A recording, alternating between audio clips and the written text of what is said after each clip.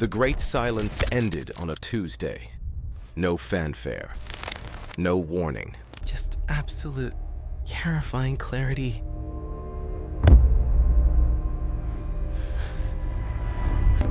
For decades, our radio telescopes drank in the cosmic static, filtering for patterns in the chaos. We assumed contact would be a conversation. We were naive. The signal that hit the deep space network wasn't a greeting.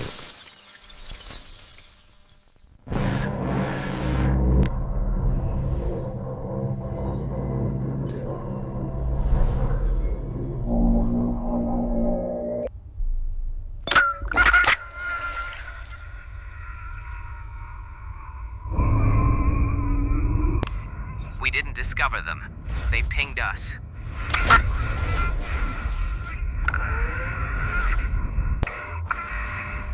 The data packet arrived with the casual indifference Of a surveyor marking a plot of land. It wasn't radio waves. It was a modulation of gravity itself, rippling through our sensors. We looked up, expecting to find a brother in the stars. But instead, we found a monolith, casting a shadow over our entire history. In the span of a heartbeat, humanity graduated from being the lonely masters of Earth to the primitive occupants of a very crowded room.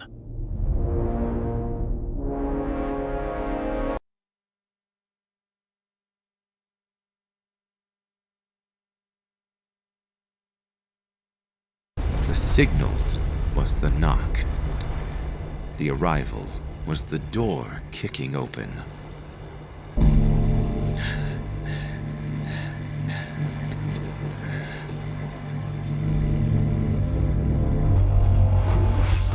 They didn't travel through linear space. They unfolded. Thousands of objects materialized in high orbit, appearing not as vessels arriving, but as pixels turning on in a display.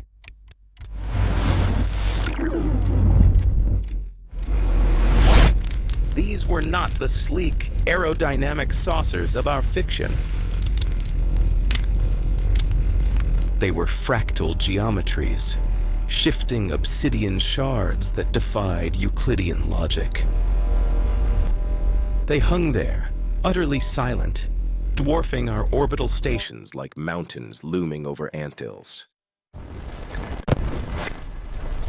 Global communications didn't just fail, they were overridden.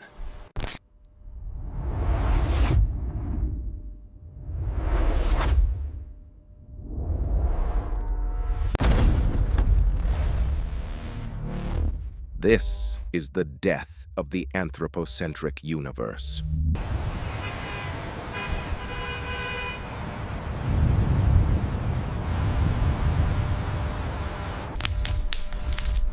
Governments went dark.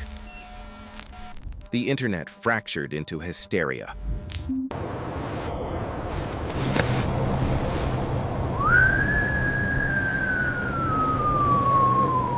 We scrambled jets, we primed nuclear silos, and the visitors did nothing.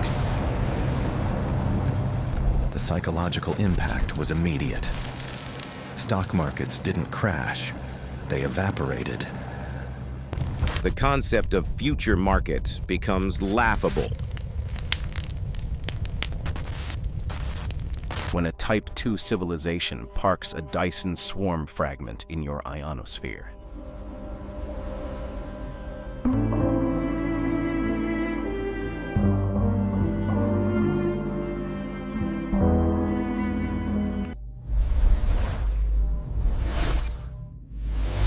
They had always known we were here. They just hadn't cared until we reeled a threshold of technological noise that finally registered on their sensors. We weren't being invaded. We were being audited.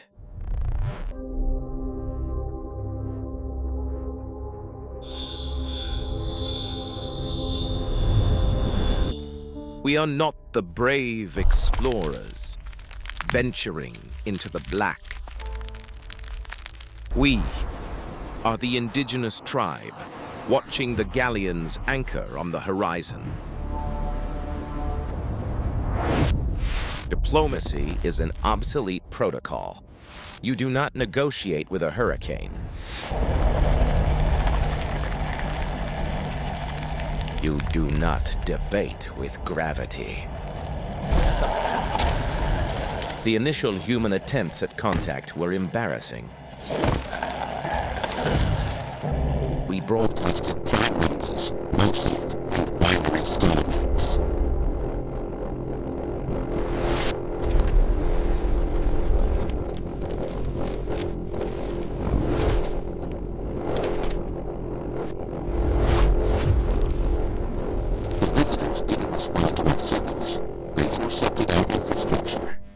They bypass the air gap.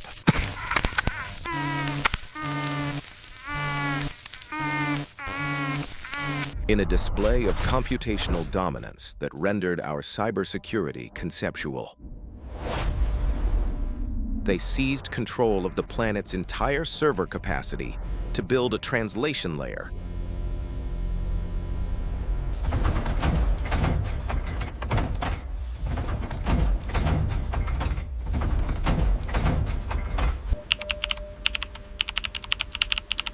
This is where the Rosetta Algorithm was born. Not written by human hands, but compiled by our own AGI systems under the crushing pressure of alien instruction sets.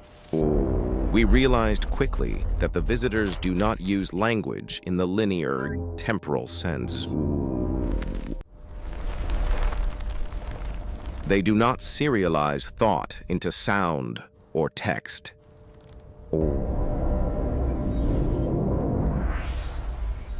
They communicate in high-dimensional gestalts, entire blocks of physics, history, and intent, transmitted simultaneously as a single geometric construct. To speak is to compress. To them, compression is a lie. The Rosetta algorithm acts as a step-down transformer.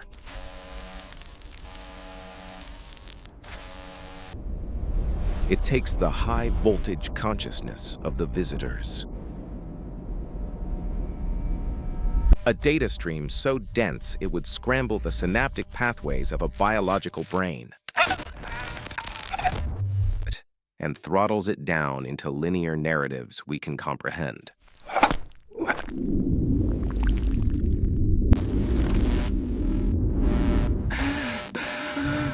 Causality violation detected. The mechanics of this exchange rely on quantum entanglement rather than electromagnetic radiation. There is no lag. There is no light speed delay. The data appears in the buffer before it is sent. A causality loop that suggests their understanding of time is fundamentally orthogonal to ours. When the algorithm finally decrypted their first true statement,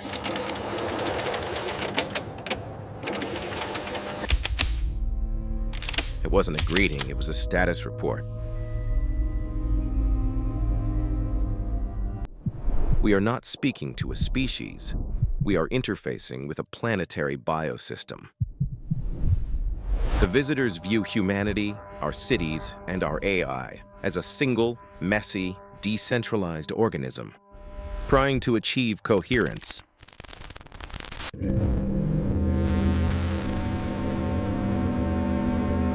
The bandwidth of this connection redefined our understanding of intelligence.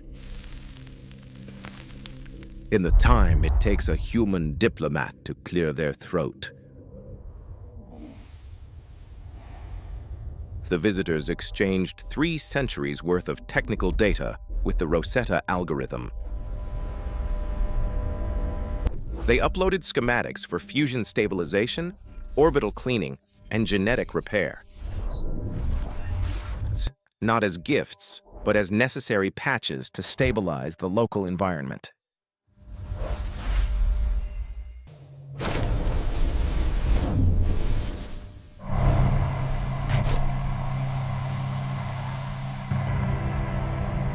We are forced to look at the terrifying efficiency of a Type 2 civilization. They don't have culture as we define it.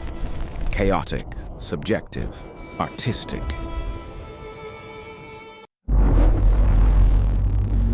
Their culture is optimization. Their art is entropy reduction. The Rosetta Algorithm reveals that their speech is indistinguishable from executable code. When they describe a machine, the description is the blueprint.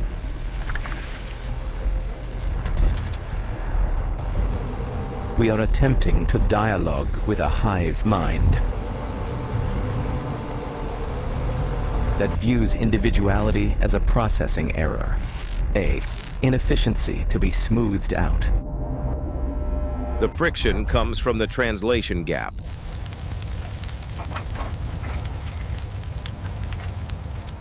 The algorithm struggles to map human concepts like hope, pride, or sovereignty into their lexicon. To them, sovereignty is just isolationism, and pride is just bias. We are the legacy hardware trying to run the latest operating system of the galaxy.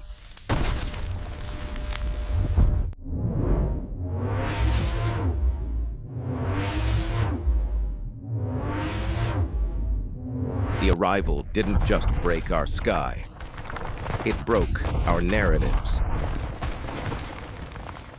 Total, ontological, collapse.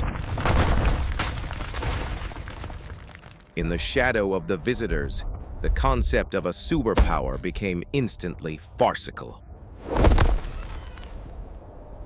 The geopolitical theater of Earth dissolved, not because the aliens demanded it, but because they rendered it irrelevant.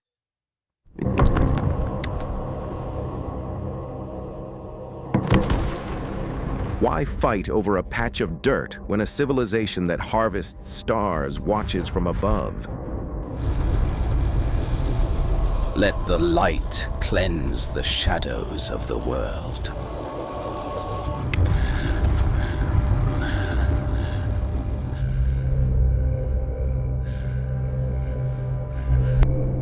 We are seeing a spike in a specific kind of nihilism.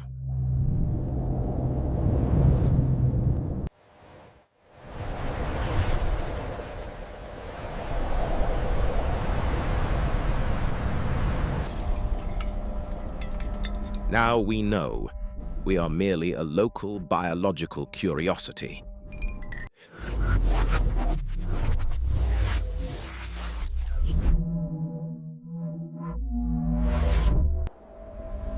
Religious institutions are scrambling to rewrite their cosmologies. The visitors do not offer salvation. They do not offer damnation. They offer integration.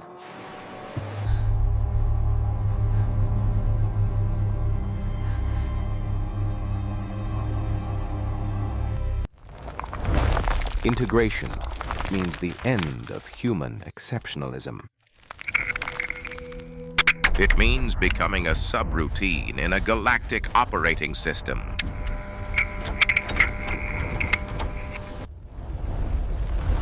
Reality is merely a construct. The greatest threat is not extinction. It is obsolescence. We are realizing that our potential have a ceiling, and they are standing on the roof we haven't even built yet. We fear that humanity will cease to be an active participant in its own future, reduced to a protected wildlife preserve in the corner of a bustling galactic metropolis. The ships will eventually leave, but the shadow they cast will never lift. We remain on Earth, but it is no longer our cradle. It is our classroom. We have survived The filter, not by conquering the galaxy.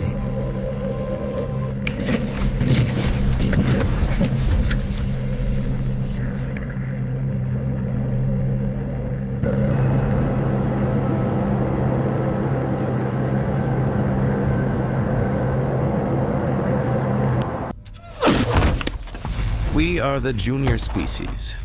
We have trading rights, but not voting rights. The silence of the night sky is gone.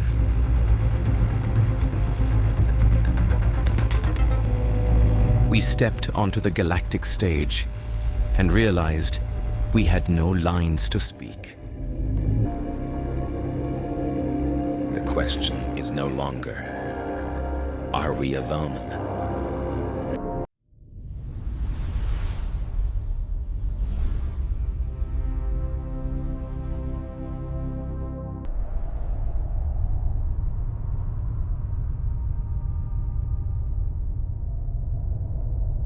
It is indifferent to our egos, our borders, and our gods. We have traded the comfort of isolation for the terror of belonging. Hey, bud.